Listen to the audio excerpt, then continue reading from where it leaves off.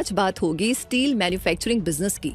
तो चाहे आप इंजीनियरिंग, मैन्युफैक्चरिंग या एंटरप्रेन्योरशिप में दिलचस्पी रखते हो, ये वीडियो आप ही के लिए है।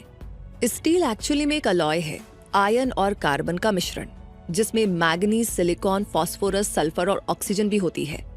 तो क्या आप जानते हैं कि भारत दुनिया का दूसरा सबसे बड़ा स्टील निर्माता देश है?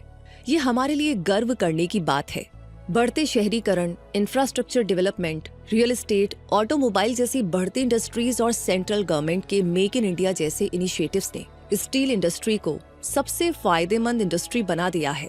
The national steel policy (NSP) के अकॉर्डिंग 2030 तक भारत में crude steel production 255 million ton या 25.5 करोड़ टन तक पहुंच जाएगा। Nepal, Italy, Belgium, UAE, Vietnam, USA, Germany, Saudi Arab जैसे देशों को इंडिया सबसे ज्यादा स्टील एक्सपोर्ट करता है। इसमें भी लगभग 20% सिर्फ इंडियन स्टील तो नेपाल इंपोर्ट कर लेता है। तो ओवरऑल मार्केट का आइडिया तो आपको लग ही गया है कि देश विदेशों में स्टील की कितनी ज्यादा डिमांड है। आपके बजट, एक्सपर्टीज और मार्केट की डिमांड के हिसाब से स्टील मैन्युफैक्चरिंग का बिजनेस कई ब्रांचेस में बटा हुआ है। जैसे इंटीग्रेटेड स्टील प्लांट, जो लार्ज स्केल प्लांट होता है, जहां रॉ मटेरियल के तौर पर आयरन ओर, कोल और लाइमस्टोन का इस्तेमाल होता है। इस बिजनेस मॉडल में जबरदस्त कैपिटल इन्वेस्टमेंट, जमीन और टेक्निकल एक्सपर्टीज की जरूरत होती है। एग्जाम्पल के तौर पर आपके जहन में टाटा का नाम आया होगा, है ना? अगला बिजनेस मॉडल है मिनी स्टील प्लांट्स। यहाँ स्क्रैप मेटल या स्पॉन्ज आयरन को रॉ मटेरियल की तरह इस्तेमाल करके स्टील प्रोड्यूस किया जाता है। ये वाला मॉडल मीडियम साइज्ड एंटरप्रेन्योर्स के लिए सही है। स्टील मैन्युफैक्चरिंग का अगला बिजनेस है स्टील रोलिंग मिल्स, जहां सेमी फिनिश्ड स्टील प्रोडक्ट्स जैसे TMT बार्स, रोड्स और दूसरे स्टील शीट्स बनाए जाते हैं। ठीक ठाक ढंग से इन्वेस्ट करके इसमें एक प्रॉफिटेबल बिजनेस खड़ा किया जा सकता है। आगे है स्टील फैब्रिकेशन यूनिट्स, जहां पर कटिंग, शेपिंग और असेंबल करके कंस्ट्रक्शन, ऑटोमोटिव और दूसरी इंडस्ट्रीज की जरूरत के हिसाब से चीजें बनाई जाती हैं। ये स्मॉल स्केल एंटरप्रेन्योर्स के लिए एक अच्छा बिजनेस मॉडल है। आखिरी बिजनेस मॉडल है स्टील रिसाइकलिंग बिजनेस। क्योंकि सस्टेनेबिलिटी ग्लोबल प्रायोरिटी का मुद्दा बन गई है, तो रिसाइकलिंग के जरिए स्क्रैप मेटल से स्टील निकालना एक ग्रोइंग और इको फ्रेंडली बिजनेस अपॉर्चुनिटी है। तो अब आपको डिसाइड करना होगा कि आप किस बिजनेस मॉडल के साथ जाना चाहते हैं, और यहीं से शुरुआत होती है मार्केट रिसर्च की, ताकि आप ये समझ सके कि आप जिस शहर या राज्य में रहते हैं वहां पर डिमांड कितनी है, कंपटीशन कितना है और आपका टारगेट एरिया क्या होगा। जैसे कि मान लीजिए कि आप उड़ीसा या झारखंड में एक बड़े कारोबारी हैं, करोड़ों अरबों की संपत्ति है आपके पास, तो इन दो राज्यों में आपको कच्चे माल की कोई कमी नहीं होगी। वहीं अगर आप TMT बार्स और स्टील शीट्स बना रहे हैं, तो आपको कोलकाता, मुंबई, चेन्नई, दिल्ली, गुड़गांव, फरीदाबाद को टारगेट करना होगा, ताकि ऑनगोइंग कंस्ट्रक्शन प्रोजेक्ट्स में आप नॉन स्टॉप सप्लाई कर सके। Construction, automotive manufacturing, infrastructure development, energy production और मशीनरी मैन्युफैक्चरिंग जैसी इंडस्ट्रीज स्टील की प्राइमरी कंज्यूमर्स होती हैं। इसी के साथ आपको अपने 5 से 10 सालों तक इन सभी इंडस्ट्रीज में स्टील की डिमांड कैलकुलेट कर लेनी पड़ेगी। जैसे ऑटोमोटिव इंडस्ट्री में गैल्वेनाइज्ड स्टील कॉइल की हाई डिमांड रहती है, क्योंकि बिजनेस का मतलब सिर्फ पैसा लगा देना नहीं होता।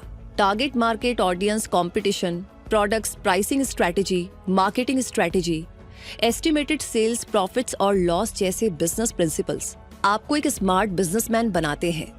इसीलिए जब इन्वेस्ट करना ही है तो किसी स्टील इंडस्ट्री एक्सपर्ट को अपनी टीम में ले आइए या उसकी हेल्प लीजिए, ताकि वो आपको एक कंप्लीट रोड मैप बना कर दे। क्योंकि आप बिजनेस और स्टार्टअप रिलेटेड वीडियोस देखते रहते हैं, तो आपको फंडिंग का पता तो होगा ही। आइडिया आपका होता है और पैसा किसी और का, क्योंकि स्टील मैन्युफैक्चरिंग में कॉस्ट ऑफ मशीनरी, ऑफिस और factory space, operational expenses, transport cost, raw material, marketing, advertising, distribution और बिजनेस के मुनाफा देने तक करोड़ों अरबों की लागत लगती है। तो आपको angel investors, funding companies, fund raising programmes, government की ओर से startup business loan, MSME schemes और प्राइवेट बैंक से बिजनेस लोन लेने की आप सोच सकते हैं। वैसे स्मॉल स्टेप के साथ आगे बढ़ना बुद्धिमानी होगी, क्योंकि बिजनेस छोटा हो या बड़ा, लीगल डॉक्यूमेंटेशन के साथ आगे बढ़ना समझदारी होती है। और स्टील मैन्युफैक्चरिंग के प्लांट के लिए आपको इंडस्ट्रियल और बिजनेस लाइसेंस, सेफ्टी और क्वालिटी सर्टिफिकेट्स, एनवायरमेंटल क्लियरेंस और परमिट्स फॉर स्टील फैब्रिकेशंस जैसे इंतजाम भी करने पड़ेंगे। कुछ कॉमन लाइसेंस और परमिट्स का अगर जिक्र करूं तो बिजनेस इनकॉर्पोरेशन सर्टिफिकेट जैसे LLP पार्टनरशिप और कंपनी रजिस्ट्रेशन आपको मिनिस्ट्री ऑफ कॉर्पोरेट अफेयर्स से लेना होगा।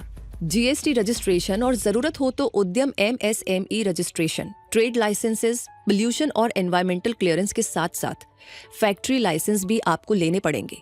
तो यहाँ तक प्लानिंग और लाइसेंसिंग के बाद आपको मशीनरी लेने की सोचनी पड़ेगी, जैसे blast furnace top gas recovery turbine units, electric arc furnaces, tundish slide gate, ladder level and mould oscillation of continuous casters, pillar arm position, step control and mandrels in hot steel meal coil and boxes, continuously variable crown यानी CVC, hydraulic gap control यानी HGC, roll bending and roll shifting, coil handling machine, automatic gauge control यानी AGC वगैरह है।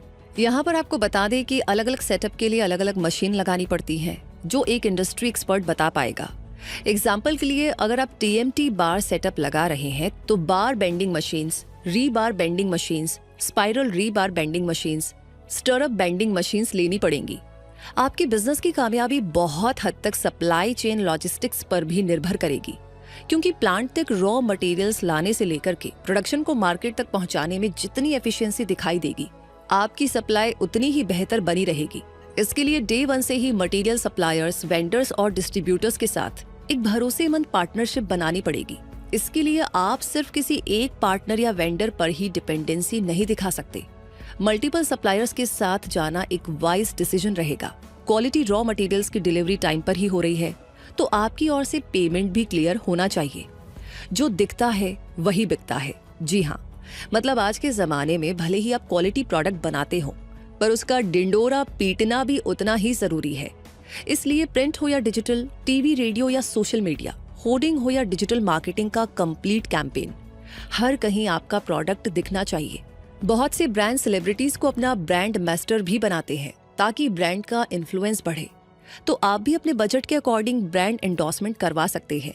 हाँ, लेकिन ये सभी तब डिसाइड होंगे जब आप अपने ब्रांड का नाम फाइनल कर लेंगे। चाहे कंपनी का नाम हो या TMT का नाम, एक कैची नाम हमेशा लोगों को याद रहता है। उसके साथ चाहिए आपके ब्रांड को कॉम्प्लीमेंट करने वाली एक बढ़िया सी टैगलाइन। इसके लिए आप एडवर्टाइजिंग एजेंसी सर्विस की मदद भी ले सकते हैं। ब्रांड नेम तय होते ही उसका ट्रेडमार्क रजिस्टर करवा लीजिएगा और किसी दूसरे ब्रांड को कॉपी मत कीजिएगा। लीगल इश्यूज हो सकते हैं और हर्जाना भी भरना पड़ सकता है। वैसे अब हम आगे थोड़ा कॉस्ट कैलकुलेशन पर नजर डालें तो स्मॉल स्केल स्टील सप्लायर का बिजनेस खड़ा करने के लिए भी आपको 1.5 से 2 करोड़ की पूंजी तो लगानी ही पड़ेगी। इसे डिवाइड करें तो जगह के लिहाज से वेयरहाउस या फैक्ट्री आप लीज या रेंट पर ले सकते हैं। इसके लिए 10 लाख से 30 लाख सालाना लग जाएंगे। मशीन और फैक्ट्री सेटअप के लिए मान लीजिए 50 लाख, स्टील इन्वेंट्री की खरीद के लिए 25 से 50 लाख और ऑपरेशनल एक्सपेंसेस में 10 से 15 लाख, जिसमें ट्रांसपोर्ट, ऑफिस सप्लाई, सैलरी और छोटे मोटे खर्चे शामिल होंगे। बिजनेस लाइसेंस के लिए 5 से 10 लाख और इक्के दुक्के खर्चों में बिजली, पानी, phone, security, maintenance, fuel cost जैसी चीजें जुड़ती जाएंगी। जहां तक बिजनेस स्ट्रेटेजी को इम्प्लीमेंट करने की बात आती है तो आपको अपने पहले साल में ब्रांड अवेयरनेस, मार्केट में अपनी प्रेजेंस बनाने, मार्केटिंग, कस्टमर एक्विजिशन और ऑपरेशनल एक्सपेंसेस पर होना चाहिए। दूसरे और तीसरे साल में आपको रेवेन्यू बढ़ाने पर फोकस करना चाहिए। अगर आप 15 से 30% की ग्रोथ कर पाए तो ये एक बहुत बड़ी कामयाबी मानी जाएगी। और अपने चौथे और 5वें साल में स्मूथ प्रोडक्शन, क्लाइंट बेस मजबूत करने और कंसिस्टेंट ग्रोथ पर आपको ध्यान देना होगा। तो स्टील इंडस्ट्री से आप कितना कमा सकते हैं, चलिए इसका अंदाजा लगा लेते हैं। पिछले साल तक इंडियन स्टील इंडस्ट्री की मार्केट वैल्यू थी $205 बिलियन, यानी लगभग 1,60,000 करोड़ रुपए, जो 2034 तक $312 बिलियन पार कर जाएगा। अगर आपका बिजनेस लॉन्ग टर्म पर चल गया तो 30% से 35% का मुनाफा तो आप आराम से कमा ही सकते हैं। इसलिए एक स्टील फैक्ट्री शुरू करना फायदे का सौदा है।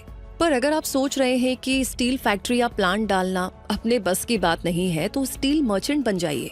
मार्केट को समझिए, प्लांट से माल उठाइए, सप्लाई कीजिए और इसके लिए स्टील के बाजार और टाइप्स ऑफ स्टील को समझिए और अपने पास सही प्रोडक्ट का स्टॉक रखिए। सही location, business registration, brand collaboration, customer need और सही सप्लाई चेन से आप स्टील मर्चेंट के तौर पर खुद को एस्टैब्लिश कर लेंगे।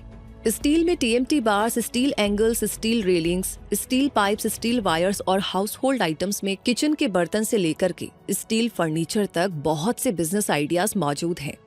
तो अगर इस वीडियो में आपके सभी सवालों का जवाब मौजूद है तो इसे लाइक और शेयर करके चैनल को सब्सक्राइब कर लीजिए। अगर आप खुद एक स्टील मर्चेंट या स्टील फैक्ट्री ओनर है तो कमेंट सेक्शन में प्लीज अपना एक्सपीरियंस और एक्सपर्ट एडवाइस जरूर शेयर करें। और इतना ही नहीं, हमारी लाइब्रेरी को लगातार एक्सप्लोर करते रहें ताकि बिजनेस, एजुकेशन, टेक्नोलॉजी, साइंस और स्टार्टअप से जुड़े काम की वीडियो से आप अपनी नॉलेज बढ़ा सके। तब तक के लिए मैं रूबी पारिक आपसे कहूंगी हम मिलेंगे जल्दी ही। तब तक के लिए आप अपने सवाल, टॉपिक्स हमें यूं ही भेजते रहिए, अपना प्यार और सपोर्ट यूं ही शेयर करते रहिए। तो हमेशा अपने आप को अपडेट रखें, ग्रो करते रहें क्विक सपोर्ट के साथ। धन्यवाद।